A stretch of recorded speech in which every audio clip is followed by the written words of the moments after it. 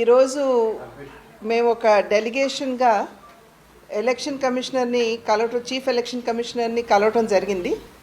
ఈ voters list ఏదైతే ఉందో దానికి వాటి ట్యాంపరింగ్ గురించి ఏదైతే మనం వింటూ వస్తున్నాము, అంటే లేని వారు పేర్లు జతపరచడం, ఉన్నటువంటి వారి పేర్లు తీసివేయడం, ఒకే ఇంట్లో అనేకుల పేర్లు చేర్చడం, ఎపిక్ కార్డ్స్ డూప్లికేషన్, ఏదైతే ఈ identity cards, electoral identity cards ఉంటాయో వాటి డూప్లికేషన్కి సంబంధించినటువంటి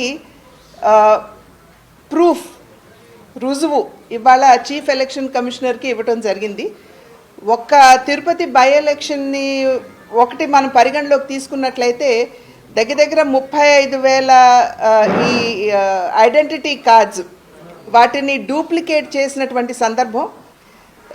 కొన్ని పదుల్లో బస్సుల్లో ఓటర్ని పక్క కాన్స్టిట్యువెన్సీస్ దగ్గర నుండి తీసుకుని వచ్చి ఈ తిరుపతి బై ఎలక్షన్లో ఓటు చేసినటువంటి సందర్భం మనం అందరం కూడా మర్చిపోలేదని చెప్పి నేను భావిస్తున్నాను. అయితే ఉందో దానికి సంబంధించినటువంటి రుజువు ఇవాళ ఎలక్షన్ కమిషనర్కి ఇవ్వటం జరిగింది.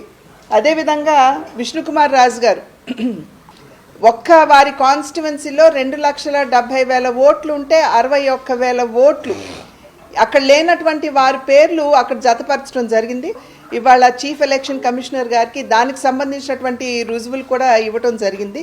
ఖచ్చితంగా ఈ రకంగా దొంగ ఓట్లు వేయించుకుని ఎంత బిఎల్ఓస్ తిరిగినా కూడా వారితో పాటు వాలంటీర్లు కూడా తిరిగినటువంటి నేపథ్యం.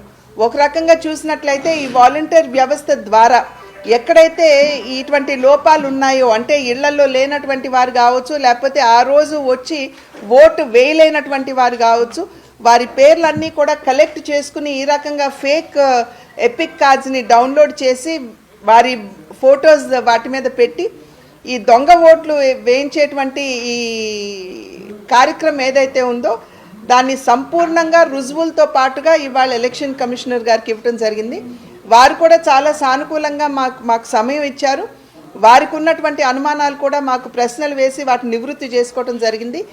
వీటన్నిటి మీద కూడా వారు ఖచ్చితంగా దృష్టి కేంద్రీకరిస్తూ దీని మీద ఎంక్వైరీ చేస్తాను అని చెప్పి వారు చెప్పడం జరిగింది.